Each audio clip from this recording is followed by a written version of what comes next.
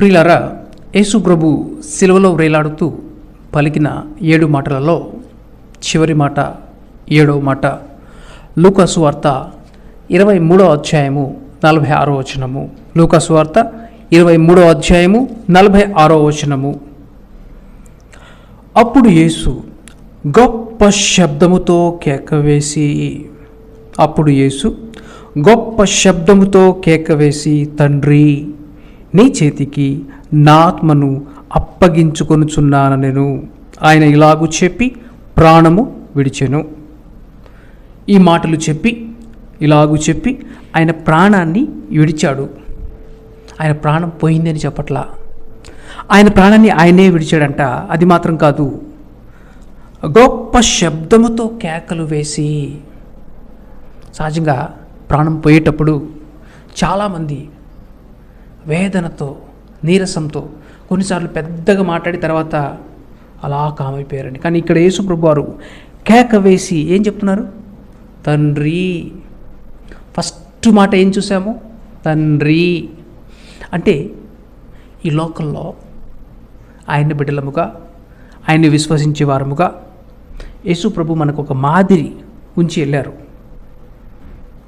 మన జీవితంలో చివరి వరకు, చివరి క్షణం వరకు, చివరి శ్వాస, నాసిక రంధ్రంలో జీవవాయువు చివరి క్షణంలోకి పోతుంది, మనం చనిపోతున్నప్పుడు కూడా ఈ యొక్క గొప్ప గ్రహింపును మనం కలిగి ఉండాలి.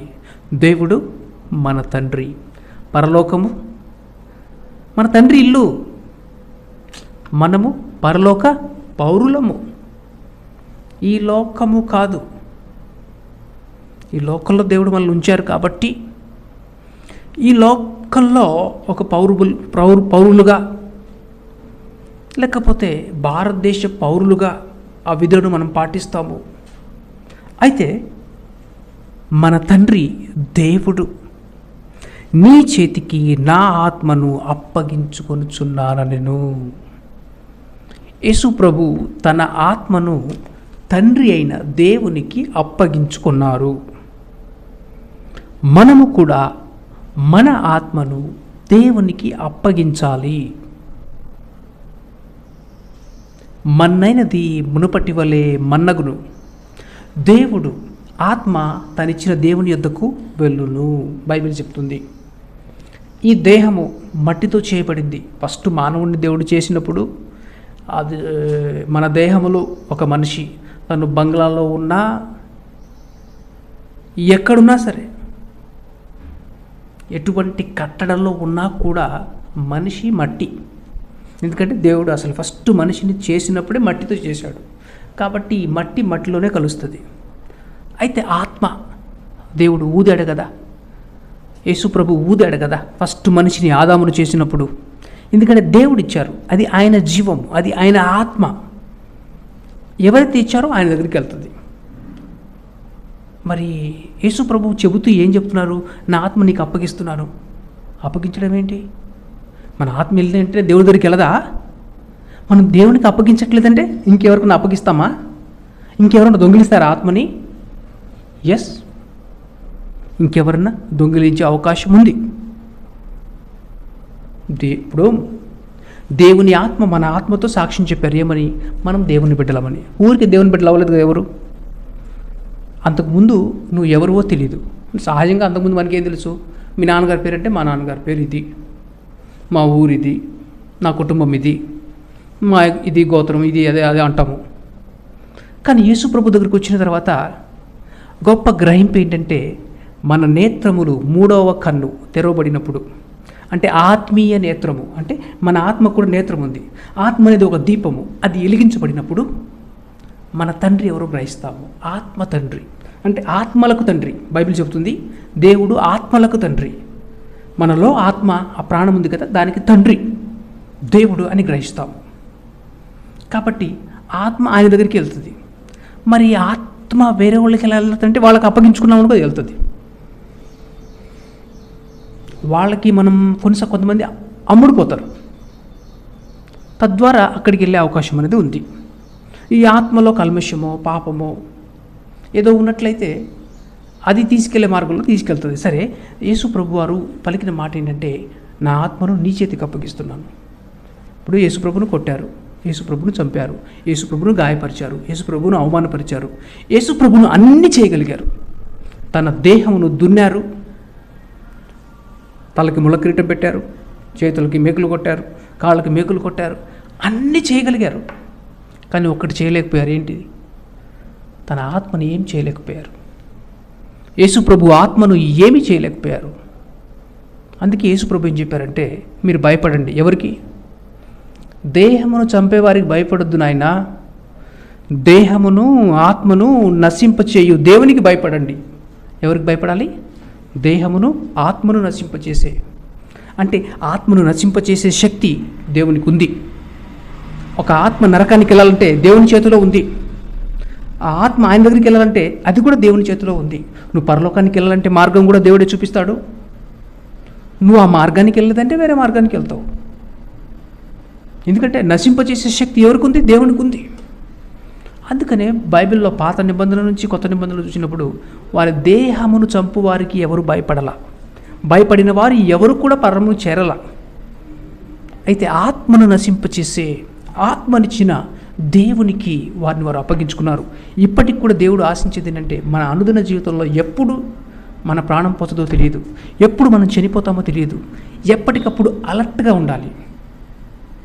మన ఆత్మలో ఎటువంటి కల్మషం చేరకుండా, మన ఆత్మలో ఎటువంటి పాపం చేరకుండా, మన ఆత్మలో ఎటువంటి వాటికి మనం అమ్ముడుపోకుండా మనల్ని మనము సరి చేసుకోవాలి, దిద్దుకోవాలి, మలుచుకోవాలి.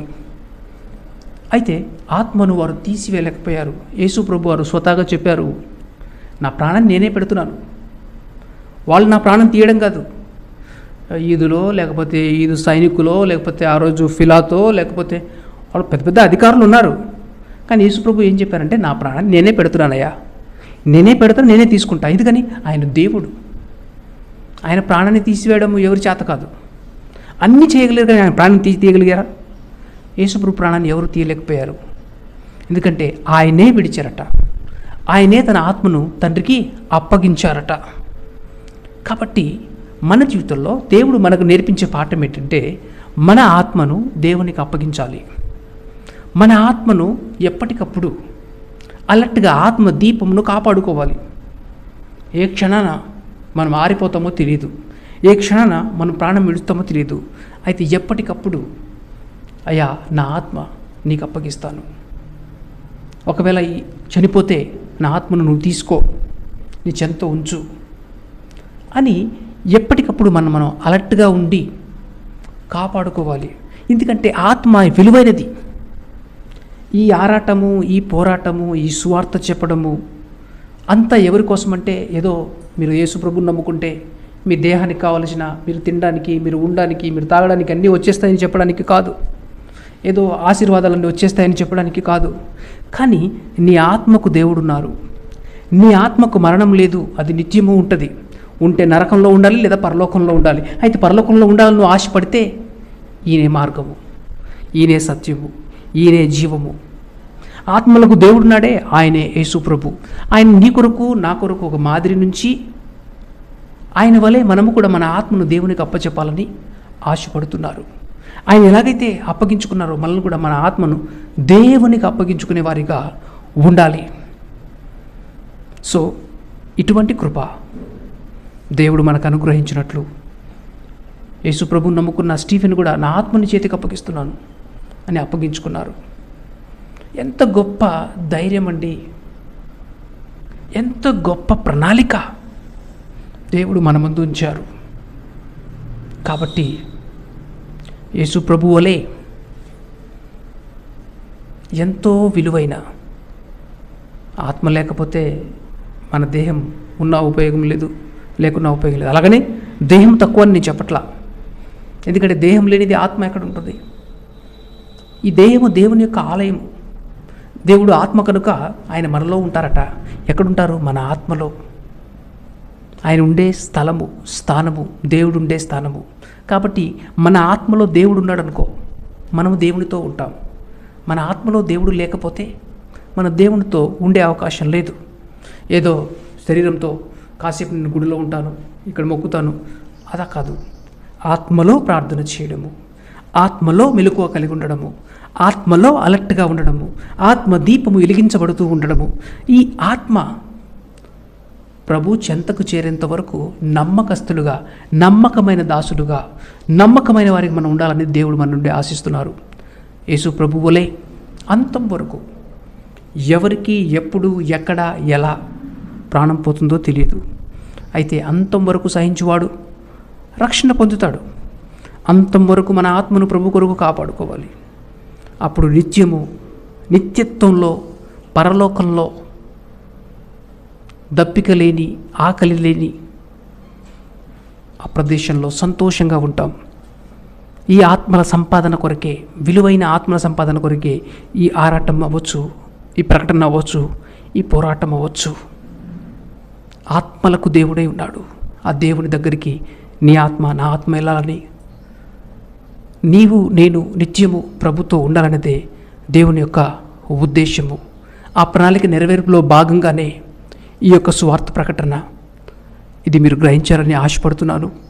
ఈ మాటలు ప్రభు మన హృదయంలో రాసి మన ఆత్మలను దేవునికి అప్పగించి, దేవుని కొరకు జీవించి, దేవుని కొరకు బ్రతికి, దేవుని కొరకే మన బ్రతికినను చనిపోయినను ప్రభువుకు చెందిన వారమనే గ్రహింపుతో సాగే కృప ప్రభు మనకు అనుగ్రహించినట్లు ప్రార్థన చేసుకుందామా? చిన్న ప్రార్థన చేద్దాం. ఇప్పటి వరకు ప్రభు మనతో మాట్లాడిన ప్రతి మాటను బట్టి ఆయన సన్నిధిలో మొరపెడుతూ, ఆయన ఆశించే రీతిగా ఆయన మాటలు మన రక్త మాంసములుగా మారినట్లుగా ప్రార్థన చేసుకుందాం. తండ్రి, నీకు వందనములు, వందనములు, వందనములు, వందనములు. ప్రభువా, మీ వలె మేము క్షమించే వారముగా ఉండినట్లు సహాయం చేయమని అడుగుచున్నాను.